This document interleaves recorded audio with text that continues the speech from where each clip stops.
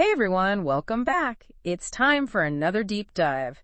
And you know me, I'm always on the lookout for travel trends that can help us really make the most of our adventures. So I was super excited to stumble across this article all about soft travel for seniors. Well, this is a good one. I think the name itself is kind of intriguing, right? Soft travel. It Yeah, definitely sparks curiosity. it does, right? Makes you wonder what it's all about. And the subtitle of the article is A Gentle Way to Explore the World, which I think hints at the overall philosophy. Yeah, it definitely suggests a more relaxed approach to travel, which is something I think a lot of us can appreciate, especially as we get a bit older. Totally. We've all done those whirlwind trips where you're trying to cram in as much as possible. And while those can be fun, there's also something to be said for slowing down and really savoring the journey. Absolutely. It's like shifting from a mindset of quantity to quality. Instead of trying to tick off a million things on a list, it's about curating experiences that truly speak to you and allow you to connect with the destination on a deeper level. That's a great way to put it. So would you say that soft travel is basically like slow travel, but maybe a little more accessible? That's a great question. And the article actually addresses that directly. While both soft travel and slow travel emphasize mindful, meaningful experiences over rushed itineraries, there is a subtle difference. Okay, I'm all ears. Tell me more. Think of it this way. Slow travel is like fully immersing yourself in a single chapter of a book, really digging deep into the nuances and details. Soft travel, on the other hand, is more like enjoying several chapters at a comfortable pace, savoring each one without feeling pressured to absorb every single word. I love that analogy. So soft travel allows for more flexibility, especially for those who may not have the time or the desire for extended stays in one location. Exactly. You can incorporate the principles of soft travel even if you only have a week or two to spare. It's not about the length of the trip, it's about the mindset you bring to it. It's about making your trip work for you. I like that. Now, the article doesn't just talk about the philosophy of soft travel. It also highlights some incredible destinations that are perfect for this style of travel. Oh yeah, there are some real gems in there. For instance, they talk about Tuscany, Italy, which immediately conjures up images of rolling hills, vineyards, charming villages, and let's be honest, delicious food and wine. And the article doesn't just stop at the surface level. They go deeper, talking about specific experiences like visiting a family-run vineyard just outside of Siena, where you can learn about their generations-old winemaking techniques while enjoying a tasting amidst the vineyards. Okay, you had me at wine tasting. But seriously, that's what I love about this whole concept. It's not just about seeing the sights. It's about having those authentic, immersive experiences that really connect you with a place. It's about going beyond the tourist facade and discovering the heart and soul of a destination. Exactly. And speaking of destinations that evoke a sense of tranquility, the article also highlights Kyoto, Japan. Ugh, Kyoto. It's a place that just seems to exude peacefulness, right? With its stunning temples, serene gardens, and bamboo forests. And what's great is that Japan has an incredibly efficient and user-friendly public transportation system, so getting around is a breeze, even if you prefer not to drive or walk long distances. It takes all the stress out of transportation so you can just relax and enjoy the journey. I love that. And I'm also a sucker for breathtaking scenery, and the article mentions another destination that fits the bill perfectly, the Canadian Rockies. Oh, the Canadian Rockies. Absolutely. Stunning. And they suggest a fantastic way to experience them, too. Taking a ride on the Rocky Mountaineer. The Rocky Mountaineer. Tell me more. Well, it's a luxury train that winds through some of the most spectacular scenery in the world. Imagine yourself relaxing in a panoramic car, sipping a cocktail as snow-capped peaks, turquoise lakes, and lush forests glide past your window. It sounds like the perfect blend of adventure and relaxation. It is. You get to experience the grandeur of the mountains without having to hike every trail. It's all about soaking in the beauty at your own pace. This is what excites me about soft travel. It's not just about where you go, it's how you experience it.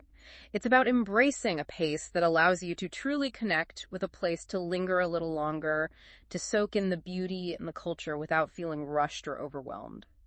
But isn't this just slow travel with a different name? It's a question a lot of people have.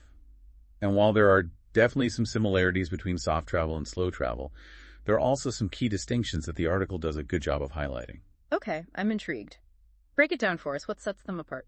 I think the biggest difference lies in the focus and the pace. Slow travel is all about deeply immersing yourself in one location for an extended period, often weeks or even months. It's about slowing down to the rhythm of the place you're visiting, forming deeper connections with the people and the culture, living more like a local than a tourist. It sounds incredibly enriching, but also requires a certain level of commitment and flexibility that not everyone may have. That's true. Slow travel is definitely a more immersive experience, often involving activities like learning the local language, volunteering in the community, or simply spending hours in a local cafe observing daily life. So it's about hitting the fast forward button on cultural immersion. You could say that. But what I find really exciting is that you don't necessarily have to choose between soft travel and slow travel. You can blend the two. Exactly. The article suggests combining the best of both worlds by, for example, choosing accessible, comfortable accommodations while opting to stay in one place longer. So you could say, spend a month in a charming village in Tuscany, enjoying leisurely days, exploring the countryside, taking cooking classes, and simply soaking in the Italian way of life. Sign me up. That sounds like the perfect balance of exploration, relaxation, and cultural immersion. And that's the beauty of it. You get to create a travel experience that's truly tailored to your individual needs and desires. I love that. It's all about taking control of your journey and crafting an adventure that brings you genuine joy and fulfillment. It's like taking all the best parts of travel, the discovery, the relaxation, the connection, the sense of wonder, and amplifying them. Precisely. It's about stripping away the unnecessary stress and pressure and focusing on what truly matters, experiencing the world in a way that brings you joy, enriches your life, and leaves you feeling refreshed and inspired. So we've talked about what soft travel is and why it can be such a rewarding way to explore the world, especially for seasoned travelers like us, but let's get practical. The article also offers some fantastic tips to make your soft travel adventure as smooth and enjoyable as possible. Right, because even though it's all about taking it easy, a little planning can go a long way in ensuring a stress-free experience. Absolutely. So what are some of the key takeaways that stood out to you? Well, they really emphasize the importance of choosing accommodations that are senior-friendly. Places that prioritize comfort and accessibility. Makes sense. You don't want to be lugging heavy suitcases up endless flights of stairs or struggling to navigate narrow doorways. Exactly. And speaking of luggage, the article also suggests packing light, which I know can be a challenge. But trust me, it makes a world of difference when you're navigating cobblestone streets, train stations, or even just getting in and out of taxis. I'm definitely guilty of overpacking, so that's a good reminder. And they also mentioned something about packing cubes. Have you ever tried those? Oh yeah, packing cubes are a game changer. They help you keep everything organized and maximize space in your luggage, which is especially helpful when you're trying to pack light. Okay, I'm sold. I'm going to have to invest in some packing cubes before my next trip. You won't regret it. Another great tip they highlight is the importance of planning rest days into your itinerary. That sounds like a good idea even for a more relaxed style of travel. It is, because even though soft travel is all about taking it easy, you still want to make sure you're giving yourself enough downtime to recharge and avoid feeling overwhelmed. It's all about finding that balance between exploration and relaxation. I like that. It's like hitting the pause button on your adventure, giving yourself time to process everything you've experienced and simply be present in the moment. Exactly. And while you're savoring those moments, don't forget to indulge in the local cuisine. It's one of the best ways to connect with the culture of a place. I'm always up for trying new foods. But as we get older, it's also important to be mindful of our dietary needs. That's a good point. And the article touches on that too. They emphasize the importance of staying hydrated, maintaining a balanced diet, and listening to your body's cues. It's all about finding that sweet spot between indulging and taking care of yourself. Right, because let's be honest, you can't fully enjoy your trip if you're not feeling your best. So true. And on that note, the article stresses the importance of something that I think is absolutely essential for any traveler, especially as we get a bit older: travel insurance. Couldn't agree more.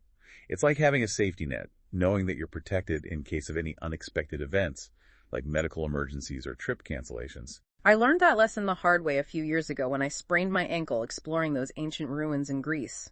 Thankfully, I had travel insurance, which covered all my medical expenses and even helped me rearrange my flights to get home safely. It's a lifesaver. It gives you that extra peace of mind to truly relax and enjoy your trip. Now, you might be wondering how soft travel differs from another popular travel trend, slow travel. While they share some similarities, there are some key distinctions that the article highlights.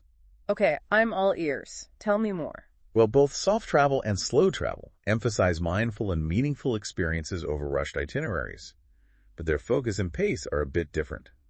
Soft travel is all about prioritizing comfort and ease, particularly for those who prefer gentler activities or have mobility considerations.